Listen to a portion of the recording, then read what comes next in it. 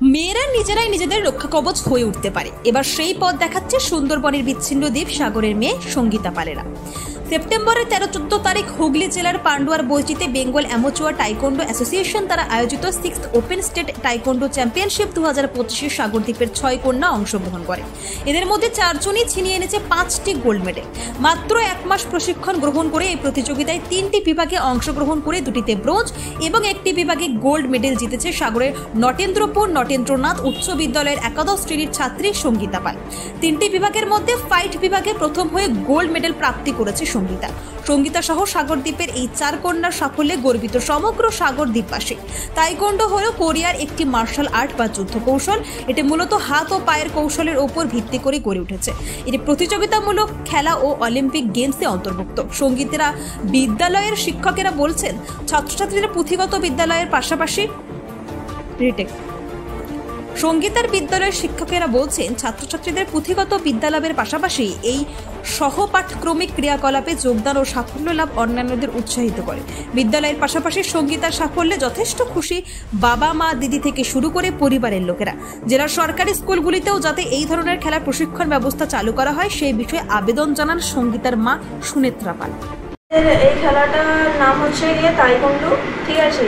এবার আমাদের এখানে এর চলটা ঠিক নেই, কিন্তু আমি এর খোঁজ অনেক দেরিতে পেয়েছি। এটা হচ্ছে গিয়ে আমাদের 2 জায়গায় হয় এখানে। এটা একটা হচ্ছে মামনখালীতে আর একটা হচ্ছে এখানে পুরুষোত্তমপুর নাম মন্দিরে। এবার এইটা যেটা পেয়েছি আমি এটা পেয়েছি হুগলির বৈচিতে। ওখানে এটা হচ্ছে 6th ওপেন স্টেট টাইকোন্ডো চ্যাম্পিয়নশিপে 2025-এ এটা হয়েছিল। আমাদের স্যার এটা আমাদের বলেছে, তারপরে আমরা ওখানে খেলতে গেছি এবং ওখান থেকেই আমি 2টো ব্রোঞ্জ এবং 1টা গোল্ড পেয়েছি। আর এটা হচ্ছে আমার সবথেকে বড় অ্যাচিভমেন্ট, কারণ আমি 1 মাস খেলে গোল্ড পেয়েছি। কারণ অনেকের গোল্ড পেতে অনেক দিন লেগে যায়, অনেক মাস লেগে যায়, কিন্তু আমি 1 মাসে যেটা করতে পেরেছি এটাই হচ্ছে আমার কাছে সবথেকে বড় অ্যাচিভমেন্ট।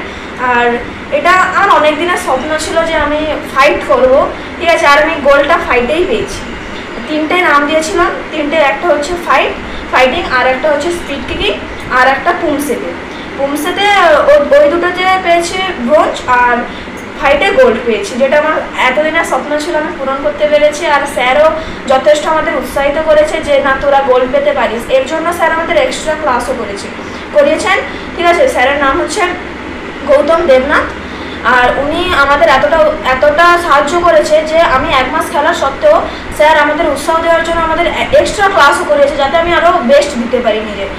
এই জন্য আমি এত পেরেছি। এবং আমাদের সবার মধ্যে থেকে 6 জন গিয়েছিল, 6 জনের মধ্যে 5টা গোল্ড এসেছে।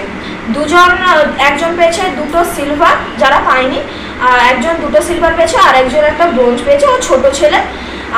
আর বাকি যে আমরা 4 জন, আমাদের মধ্যে সবাই 1টা করে গোল্ড পেয়েছে। শুধুমাত্র একজন 2টো গোল্ড পেয়েছে, একটা ফাইটে পেয়েছে আর একটা স্পিড কিকিংয়ে পেয়েছে। ওর নাম হচ্ছে রিয়ান্না মাইতি। ওর বাড়ি মামনখালীতে, ও মামনখালীতেই ক্লাস করে।